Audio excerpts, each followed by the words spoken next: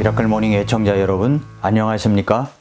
우리는 지금 시편 2편 말씀을 내 시편으로 만들기 위해서, 내 편으로 만들기 위해서 이번 주간과 다음 주간까지 묵상을 진행 중입니다. 시편 23장 2절의 제목을 영적 안식으로 붙여봤습니다. 영적 안식. 우리 주님은 나를 푸른 초장, 잔잔한 물가로 인도하십니다. 양들의 입장에서 보면 사막의 뜨거운 열기와 돌멩이 화상을 입기가 쉽고 뜨거운 열사로 인하여 숨막힐 듯한 환경에서 푸른 초장으로 인도하는 목자가 있다면 얼마나 안심이 되고 기쁘겠습니까? 흐르는 물을 마실 수 없는 양들을 위하여 흐르는 물을 막아 댐을 만들고 물을 잔잔하게 만들어서 안심하고 먹을 수 있도록 하니 양들은 얼마나 편안하겠습니까? 그야말로 안식할 수 있습니다. 목자가 그렇게 인도해 주니까 말입니다. 우리는 그 영적 안식을 누리기 위해서 어떻게 해야 할까요? 마태복음 11장 28절부터 30절에 보면은 수고하고 무거운 짐진 모든 자들아 너희는 내게로 오라. 내가 너희에게 안식을 주리라. 나는 마음이 온유하고 겸손하니 너희 위에 내 멍에를 메고 내게 배우라. 그리하면 너희가 너희 혼을 위한 안식을 찾으리니 내 멍에는 쉽고 내 짐은 가벼우니라 하시니라. 이렇게 말씀했습니다. 영적 안식을 누리기 위해 우리는 어떻게 해야 할까요? 첫째로 내게로 오라 말씀하셨습니다. 내게로 오라. 푸른 초장 잔잔한 물가는 어디입니까? 누구입니까? 바로 예수 그리스도이십니다. 도대체 예수님께서 누구이기에 주님께서 우리에게 내게 오라고 말씀하시는 것입니까? 마태복음 11장 28절과 29절의 이 짧은 말씀 속에 나라는 단어가 여러 번 반복되고 있습니다. 내게로 오라. 내가 너희에게 나는 마음이 온유하고 겸손하니 내게 배우라. 나라고 하는 단어 속에 집중된 말씀 속에는 두 가지를 우리가 가정해 볼 수가 있습니다. 하나는 과대망상적인 에고 콤플렉스를 가진 사람, 또 다른 경우는 자기 자신에 대해서 대단한 확신을 가진 사람입니다. 예수님은 분명히 후자에 속하는 분이십니다. 확신에 찬 분일 정도가 아니라 절대자이십니다. 그분만이 홀로 인생 가운데 절대적 주장을 할 수 있는 유일한 분이신 것입니다. 특별히 사복음서 가운데 요한복음은 예수 그리스도께서 절대자이신 하나님 되심을 강조하는 복음서입니다. 그래서 나는 뭐뭐이다, I am 이라는 말씀이 7번 등장합니다. 나는 생명의 빵이다, 나는 세상의 빛이다, 나는 문이다, 나는 선한 목자다, 나는 길이요 진리요 생명이다, 나는 참 포도나무다, 나는 무엇이다. 이렇게 선언하신 바로 그분께서 말씀하시기를 내게 오라고 하십니다. 왜 주님께서 자신에게 오라고 하시는 것입니까? 우리 인생에게 안식을 주시기 위해서입니다. 그러면 인생이 안식을 갖지 못하게 된 근본적인 이유가 무엇일까요? 죄 때문입니다. 죄가 안식을 빼앗아갑니다. 죄는 평안과 기쁨을 앗아가는 것입니다. 예수 그리스도께서 이 땅에 오신 것은 안식을 앗아간 우리의 죄 문제를 해결해 주시기 위해서 오셨습니다. 우리가 예수님을 믿고 죄사함을 얻는 그 순간 가장 먼저 누리게 되는 것은 평안과 안식의 축복이 아닙니까? 그러나 예수님을 믿고 안식을 얻었다고 할지라도 다시금 안식이 흔들릴 수 있습니다. 그러면 우리가 이 안식을 지속적으로 유지할 수 있는 비결이 무엇입니까? 그것은 바로 말씀과 성령의 인도하심에 따라가는 겁니다. 양이 안식하도록 하는 두 가지 방법이 있습니다. 첫째는 배가 불러야 됩니다. 배가 불러야 돼요. 배고픈 양은 절대로 안식할 수가 없습니다. 배고픈 양은 푸른 초장에 절대로 눕지도 않습니다. 두 번째는 안정감을 느껴야 됩니다. 파리나 해충이 양 주변을 날기만 해도 결코 풀밭에 눕지 않는다고 합니다. 안전하다고 느낄 때에만 비로소 초장에 눕는다고 합니다. 우리의 선한 목자가 되시는 예수님께서 우리에게 하나님의 말씀을 주셔서 우리에게 우리가 영적으로 배가 고프지 않게 해 주십니다. 요한복음 17장 8절에 보니까 나는 아버지께서 내게 주신 말씀들을 저희에게 주었사오며 라는 기도문이 있습니다. 또한 그분은 이 세상을 떠나기에 앞서서 보혜사, 보호하고 위로하시는 이 성령님을 보내주겠다고 하시면서 요한복음 14장 17절과 18절에서 또 한번 이렇게 약속하십니다. 저는 너희와 함께 거하시며 또 너희 속에 계시겠음이라. 내가 너희를 고아와 같이 버려두지 아니하고 너희에게로 오리라 라고 했습니다. 우리가 말씀으로 배불리 먹고 성령의 임재 가운데 안식하는 순간 우리의 영혼은 푸른 추장에 눕습니다. 말씀을 가까이 하면 성령 충만하게 됩니다. 우리 주님께서 내게로 그래서 오라고 하시는 것입니다. 두 번째로는 내게 배우라 라고 말씀합니다. 우리는 무엇을 배워야 합니까? 무엇보다도 이 시대를 사는 우리가 예수님께 배워야 할 것은 여러 가지가 있지만 바로 쉬는 것입니다. 우리는 그분에게 쉬는 것을 배워야 합니다. 참 안식하는 법을 배워야 합니다. 예수님은 엄청 바쁘신 분이셨습니다. 그분은 여유를 잃어버리고 허둥대는 분이 아니었습니다. 큰 물결이 있는데도 잠을 주무셨던 분입니다. 바쁜 하루를 보내시고 나서 다음 날에도 일찍이 산에 올라 기도하셨습니다. 그리고 거기에서 하나님과 더불어 교제를 나누셨습니다. 제자들이 전도를 다녀와 허둥대며 보고를 시작하자 일을 중단시키고 우리가 잠깐 쉬자고 하셨습니다. 우리 예수님은 진실로 양떼들을 푸른 초장, 쉴만한 물가로 인도하시는 분이셨습니다. 그렇다면 우리가 푸른 숲에 들어가서 통나무집에서 머물며 푸른 초장, 쉴만한 물가가 있다고 참다운 안식을 누릴 수가 있는 것입니까?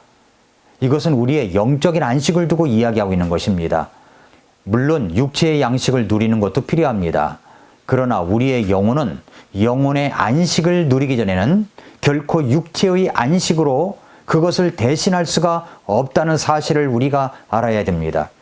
좀 더 본질적인 영혼의 안식을 누리기 위해서 우리 예수님께서 우리에게 말씀하시는 것이 무엇입니까? 그것은 바로 내게 배우라는 것입니다. 근본적인 영혼의 안식은 예수님께 배워야 합니다. 내 멍에는 쉽고 내 짐은 가벼움이라고 하십니다. 예수님께서 와서 배우고 가르침을 받는 것은 힘든 것이 아닙니다. 쉽고 가볍다고 말씀합니다. 여러분은 주님의 말씀을 믿으십니까? 주님은 마음이 온유하고 겸손하신 분이십니다. 주님께 배우면 결과적으로 어떤 모습이 됩니까? 온유하고 겸손하게 된다는 것입니다. 그분을 닮아갈 수가 있습니다. 어떤 사람들이 영적인 안식을 누리지 못합니까? 그것은 고집스럽고 교만한 사람들입니다. 자기 생각이 강한 사람들입니다. 그런 사람들에게는 참 안식이 없습니다.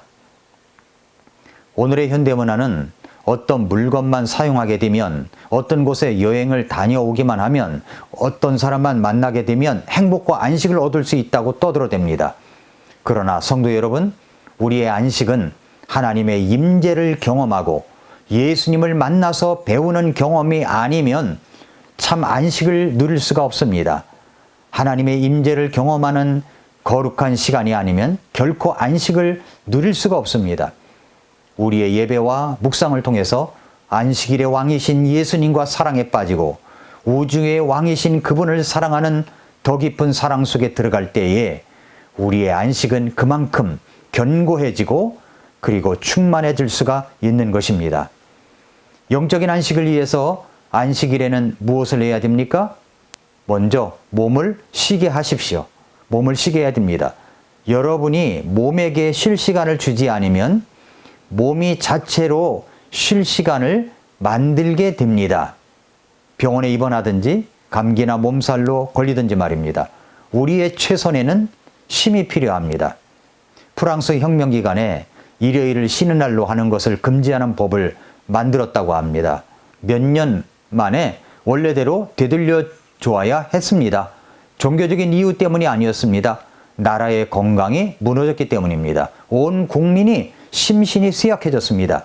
쉬면 죄책감을 느낍니까? 예수님께서는 그렇지 않으셨습니다. 여러분이 예수님보다 더 바쁩니까? 여러분이 하고 있는 일이 예수님께서 하신 일보다 더 중요합니까? 두 번째, 감정을 재충전하는 것입니다. 안식일에는 안식할 때는 감정을 재충전합니다. 무엇을 감정적으로 재충전합니까? 여러분에게는 고요함이 필요합니다. 여러분은 관계를 위한 시간이 필요하다는 것입니다. 우리는 관계를 위해서 창조되었습니다.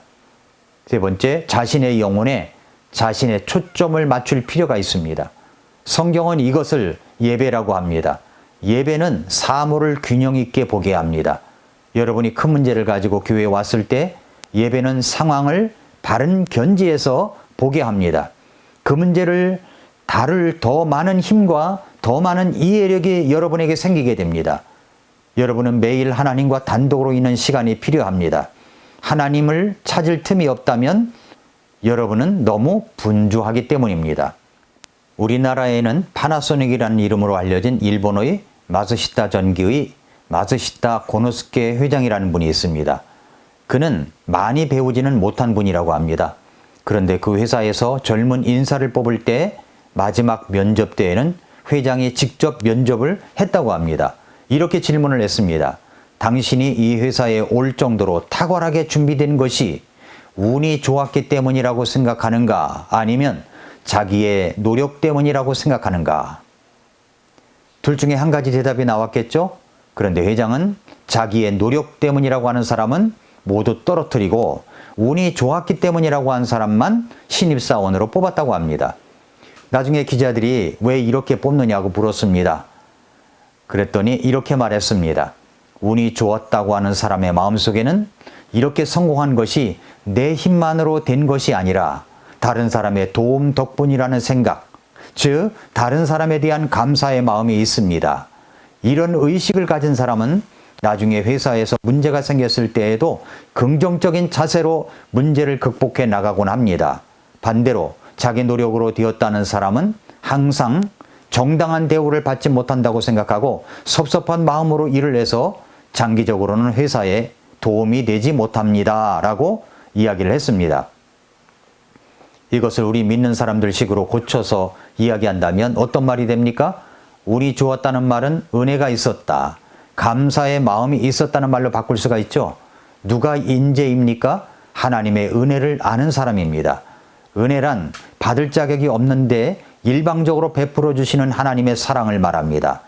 하나님은 어떤 사람을 좋아하실까요? 은혜를 아는 사람입니다. 내가 이 자리에서 예배를 드릴 수 있는 것도 전적인 하나님의 은혜 때문이라고 여기는 사람입니다. 한마디로 하나님 앞에 빚진 마음을 가진 사람입니다. 은혜를 모르는 사람은 아무리 좋은 푸른 초장과 실만한 물가를 공급하더라도 그것을 감사할 줄 모릅니다. 다른 사람이 볼 때에는 정말 부러운 자리인데도 그것을 만족할 줄 모릅니다. 은혜가 충만한 사람이 되어야 합니다. 오래전에 지금의 KT가 KTF로 되었던 적이 있었죠. 그때 조서환 부회장이라는 분이 있었습니다. 그분은 아이디어가 정말 많은 분이었습니다. 휴대전화 번호 이동 서비스를 제안하고 관철한 분입니다. 그분이 처음 입사한 회사가 애경이라고 합니다. 애경에서 나온 여러 가지 히트 상품 중 이분의 아이디어로 내놓은 것이 많다고 합니다. 하나로 샴푸라고 해서 샴푸, 린스, 트리트먼트가 하나로 된 제품을 히트시켰는가 하면 20세의 치아를 80세까지 보존해 준다는 의미에서 2080이라는 치약을 기획해서 많은 사람들이 그 치약을 쉽게 인지하도록 했습니다. 또 3세대 이동통신 브랜드인 쇼의 마케팅을 담당했었고 그 사람은 이제 WCDMA 제3세대 이동통신 시스템 시장에서 1위를 기록했던 적도 있습니다. 그런데 이분이 이렇게 열정적인 CEO가 되기까지는 스토리가 있습니다. 그의 탁월함은 사연이 있는 탁월함이라는 것입니다. 조서환 씨는 23세의 나이에 육군 소위로 임관했습니다. 임관한 해에 훈련을 받다가 수류탄 사고로 인해서 오른손을 잃게 되었습니다. 오른손을 잃게 됐어요. 당시에 고통이 얼마나 심했는지 뇌가 깡통 찌그러듯이 줄어드는 아픔을 느꼈다고 합니다. 너무 심한 고통에 깨어보니까 병원이었습니다. 그 당시에 이분이 사귀고 있었던 여자가 있었는데 하지만 그때 그는 한쪽 손을 잃은 처지라 여자친구에게 쉽게 연락할 수가 없었습니다. 그래도 너무나 보고 싶은 마음에 어렵게 연락을 했더니 여자친구가 병원에 왔습니다.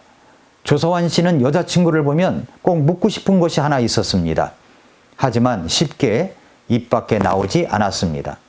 30분간을 머뭇거리다가 겨우 입을 떼서 이렇게 어렵게 물었습니다. 아직도 나 사랑해? 아직도 나 사랑해? 여자친구는 대답은 하지 않고 고개만 2번 끄덕였습니다. 그 모습을 보고 조서환 씨는 날아갈 듯이 기뻤답니다. 세상을 다 얻은 듯 했다고 합니다.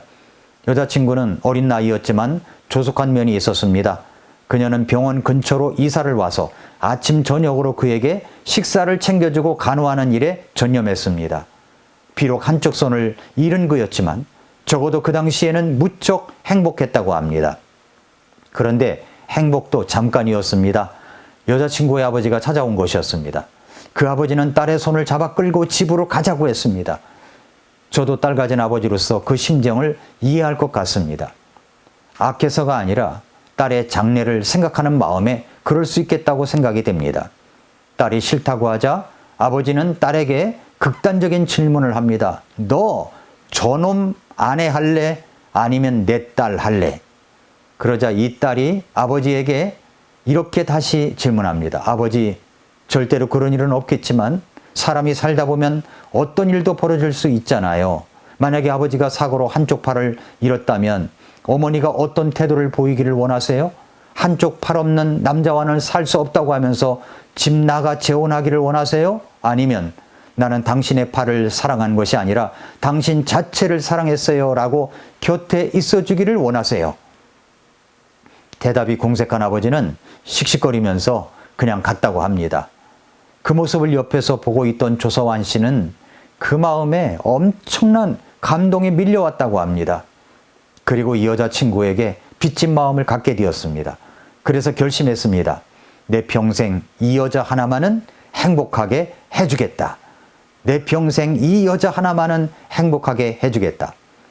그 후에 그는 영문학과에 가기로 하고 병실에서 편입시험 공부를 시작했습니다. 그런데 영어 문장을 3번만 읽기만 해도 저절로 외워졌다고 합니다. 왜 그럴까요? 내가 이 여자를 행복하게 해 주어야겠다고 생각하니까 쉽게 암기가 되더라는 것이었습니다. 이처럼 빚진 마음에서 진정한 사랑이 나오는 것입니다. 진정한 열정이 나오는 것입니다. 사랑에 빚진 자는 그분 앞에서 겸손해질 수밖에 없습니다. 넘치는 사랑을 받으면 누구나 겸손해집니다. 마리아는 예수님께 빚진 마음이 있었습니다. 그래서 그녀는 자신의 큰 재산으로 가지고 있었던 향유 옥합을 깨뜨려 예수님께 부었습니다. 기쁨으로 감격으로 감사한 마음으로 그렇게 한 것입니다. 그렇게 하는 것이 행복했습니다. 사람이 깨지는 방법은 2가지입니다.